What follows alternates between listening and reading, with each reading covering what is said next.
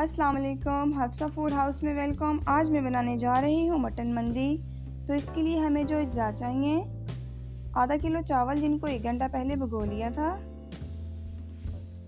आधा kilo mutton चाहिए। हड्डी वाला मटन यूज़ करना है इसमें ज़्यादातर।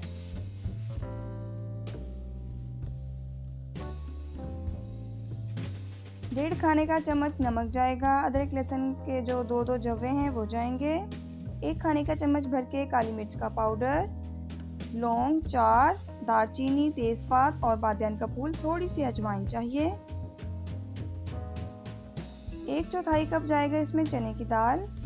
3 हरी मिर्चें जिनको दरमियान से आपने कट कर लेना है इस तरीके से। जर्दा रंग जाएगा।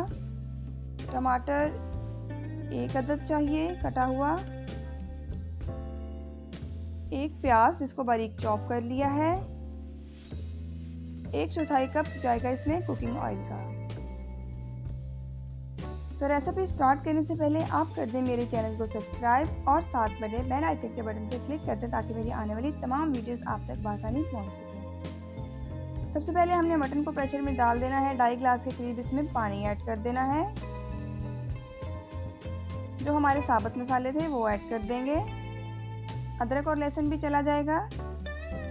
नमक, प्याज के मैंने 3-4 पीस ले लिए वो डाल दिए। टमाटर जाएगा और चने की दाल भी साथ ही ऐड कर दूंगी ताकि ये भी गोश्त के साथ गल जाए।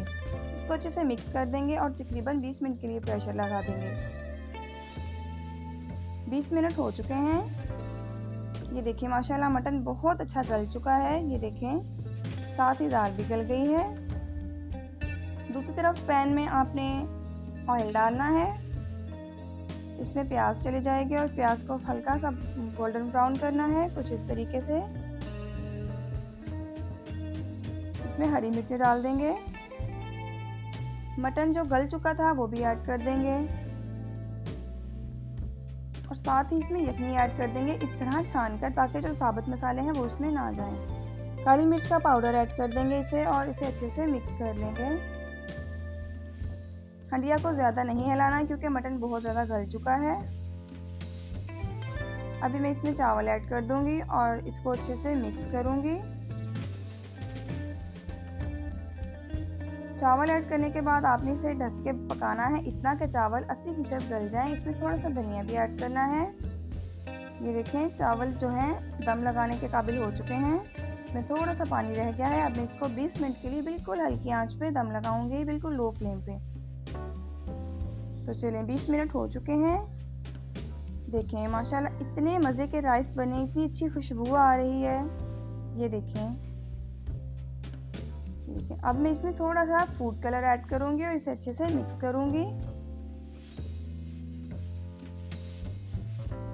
ये देखें ये बहुत ही मज़े के बनते हैं। आप बिरयानी और पुलाव को भूल जाएंगे। ईद पे इसे ज़रूर ट्राई कीजिएगा। अब मैं इसे डिश आउट कर लेती हूँ। आपको मेरी रेसिपी अच्छी लगी है तो इसे लाइक कीजिएगा और मेरे चैनल को सब्सक्राइब कीजिएगा। आज के लिए अल्लाह हाफिज़।